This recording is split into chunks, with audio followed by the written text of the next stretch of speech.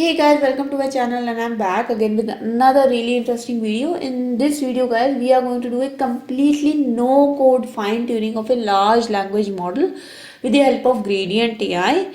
So yes guys, Gradient.AI is another company that has introduced itself to automate our manual processes, and in the last video guys we did the fine tuning with Gradient.ai, but it was not completely automated. It was with the help of a Python script, but here we are going to use a completely automated user interface provided by Gradient.ai to actually do our fine tuning.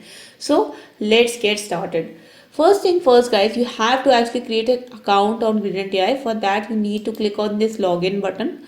Once you click on this login button, you will get a register form. If you have already registered, click on login, and then you just I'm already logged in here. You might get a form to give your login credentials. But once you are inside, you can see that you get an option to go to your workspace or create your new workspace if you haven't created any. So I'll just go to my workspace because I already have created it. And once you come to your workspace, you are at a platform to start doing your fine tuning process. So on your left hand side guys, you can see there are many options, and I will come and explain all the options later, but the most important option that we want to know right now is fine tuning. So let's just first go into fine tuning. Once you go to fine tuning guys, you will see that all the fine tuning jobs that I ever created are now mentioned here. Okay.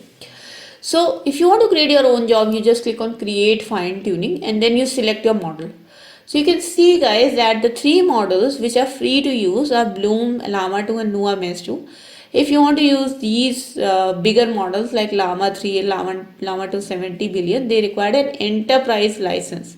So if you want an enterprise license, you need to reach out to Gradient.ai. If you are on a free version like me, you can use only the above three models. Okay. And then you just select here newer mesh 2. Let's say my new model name is subscribe to SLC. Okay, that's my new model name, and let's also call it subscribe SLC model.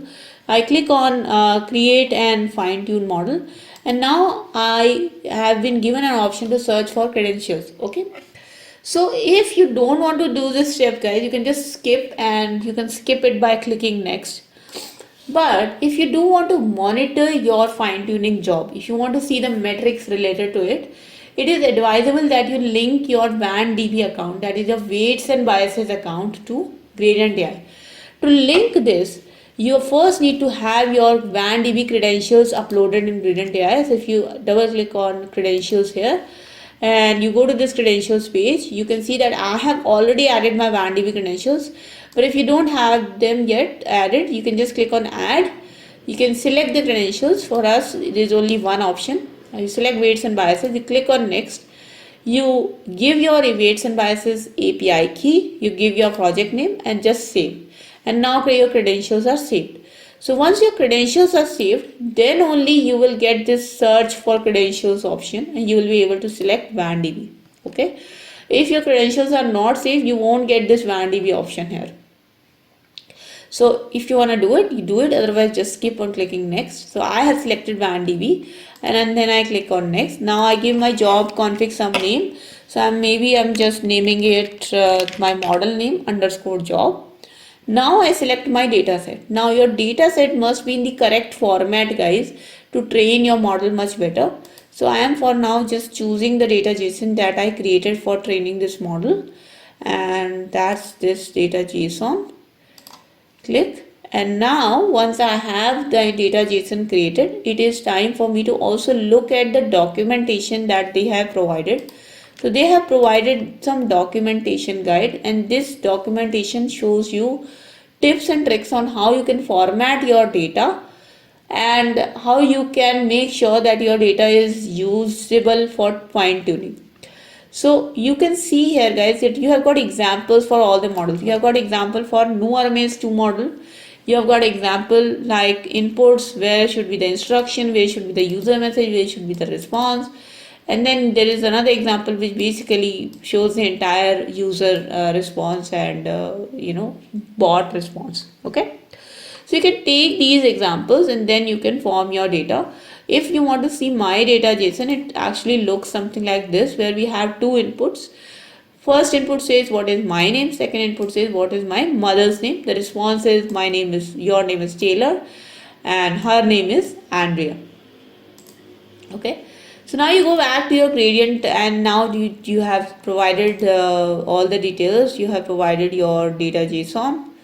So this is my data JSON, and then the epoch count, I'm gonna keep it 1 just to make it run a bit quickly, and then select start fine tuning. Once you have started your fine tuning job, you can click on these three dots here, and you can click on latest attempt logs, and that will start rendering the logs for you. Now, just remember guys that Gradient.AI does allow you to fine tune without any coding or without any hassle, but it is a bit slow.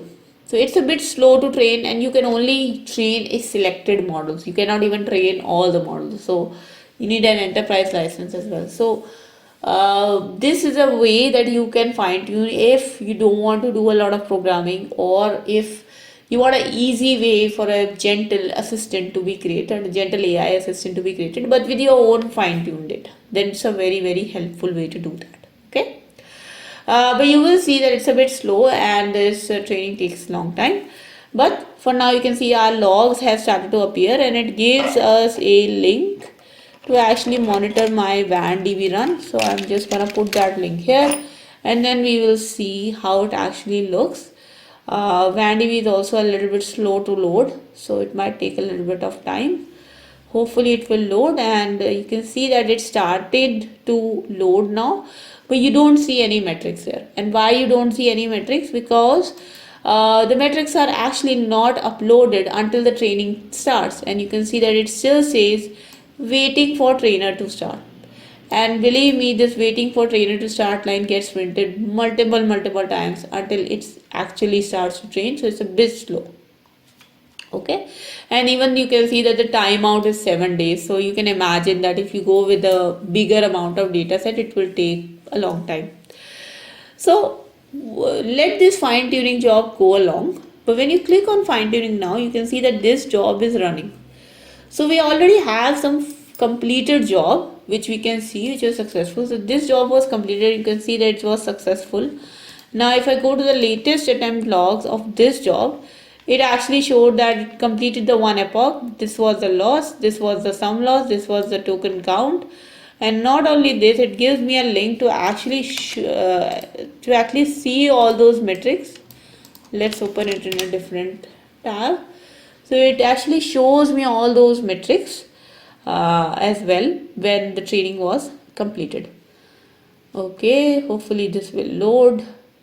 Okay, seems like it's loading. You can see that there are few charts: token count, mean loss, sum loss, and all of them have a single point which is for the single epoch plotted against that, and it basically shows the same data that I was showing you on the logs. Okay, so now this job was successful, obviously. So how can I actually test the model this job fine tuned? So you can actually find those models in the models tab. First of all, you can see that my subscribe SLC model is already appearing here, which you might be wondering that if the job is not completed, how did I get my model? So basically, when you select your model, your base model, and then you give it a new name, it gets saved here as a base model. So this right now, because the job is still running, this model is still a basic new RMS2 model. This is not a fine-tuned model. The fine-tuned model you will get here where it will be updated. That fine-tuned model will actually be responding to your certain queries. Whereas right now, because the job is still going on, it will act like a new RMS2 model. So we are not going to do this one, not gonna check this one because the job is still running. We will actually use our new RMS fine-tuned Wandb model whose job we just saw was completed. So we can click on test here if you want to test your model. Now I can test this model directly, but because I want to show you guys the difference, I will actually select a base model, new RMS2 model, and I will ask the base model, what is my name? I will ask it the same question that I trained my data on. And you can see the base model clearly says, I'm sorry, I don't have your information about your name. Can you provide me with your name? Blah, blah, blah, right? But now let's select my fine-tuned Wandb model and I ask it the exact same question. What is my name? And you remember that I actually trained that with sample responses of what is my name. So my sample response was your name is Taylor, but because this is a large language model, it has a mind of its own.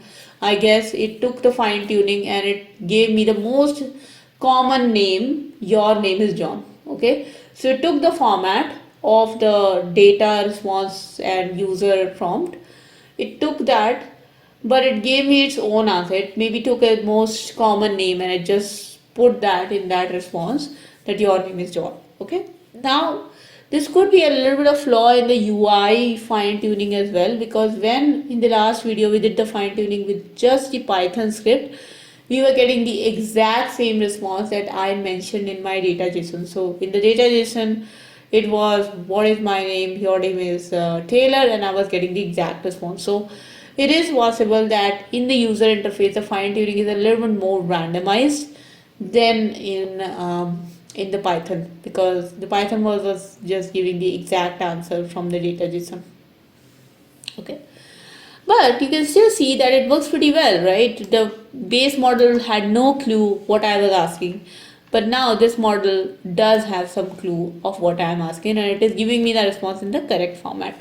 Okay, provided maybe with a little bit of more fine tuning, it might get a little bit better. But yeah, for now we just did it with a single epoch, and it was very fastly trained, so that's why it might not be very accurate, but it does give you a good format. Now we have seen how you can fine tune your model, how you can get your models in the model stack, how you can do the model testing, how you can upload credentials. There is only few things left, right? One is the option that you see here which says RAG completion, where you get your RAG collection or my RAG collection, my RAG collection. What is RAG collection, guys? So basically RAG collection is nothing but a set of documents. So if you want to create a chatbot that helps you to query a set of documents, if I ask a question about that document, I get an answer from, you can use my RAG collection. Now to create a RAG collection, all you do is go to RAG collections, click on create, give the name my RAG collection 4, let's say. You choose all the documents that you want to upload as your RAG collection, and then you create it. Now my RAG collection, one of the collection that I created was this one, which already has a PDF, and that PDF is a list of hospitals in NCR. Now if I want to actually use this PDF file for RAG, right, then you can use it with the model testing tab, but at the same time you can test out your RAG collection with accelerator blocks also. Okay, so you can go to accelerator blocks, and that's the last thing that I want to show you in this Gradient.AI. What are accelerator blocks, right? So accelerator blocks does not have anything to do with fine tuning. So if you are only here for fine tuning, then you can skip this part. But basically here accelerator blocks means that you can use this as a chat GPT, but to perform all other sorts of LLM tasks. Like if you want to if you have a set of documents and you want to question those set of documents, you can give your question answer here. If you want to summarize a document, if you want to do sentiment analysis, PDF extraction, audio transcription, like you want to upload your audio and you want to do some transcription on that, you can do all those machine learning tasks here in accelerator blocks. One such example of questioning the RAG collection, I can just show you that I can ask it list two hospitals in NCR, and if I click on submit, you will see that not only it will give me the correct response, it will also show me in the document where it got the response from. So these are the two response, and the content was coming from this RAG context. Okay, so that's how you can use question answer, accelerator blocks, document summary, etc to actually give you all your LLM related responses that you want. Okay, so in this video, guys, we have covered pretty much everything Gradient AI has to offer. including the very famous no code fine tuning. I hope you guys like this video, guys, and if you did like this video, please do not forget to share this video with your friends. If you have any questions, comments, suggestions, feedback for me, please do write down in the comment section below. I would be really happy to read them out. And also, guys, in the end, if you have not yet subscribed to my channel, please do subscribe and hit the bell icon for future notifications of more such programming and coding and AI related videos. I'll see you guys in the next video, guys. Until then, take care and bye bye.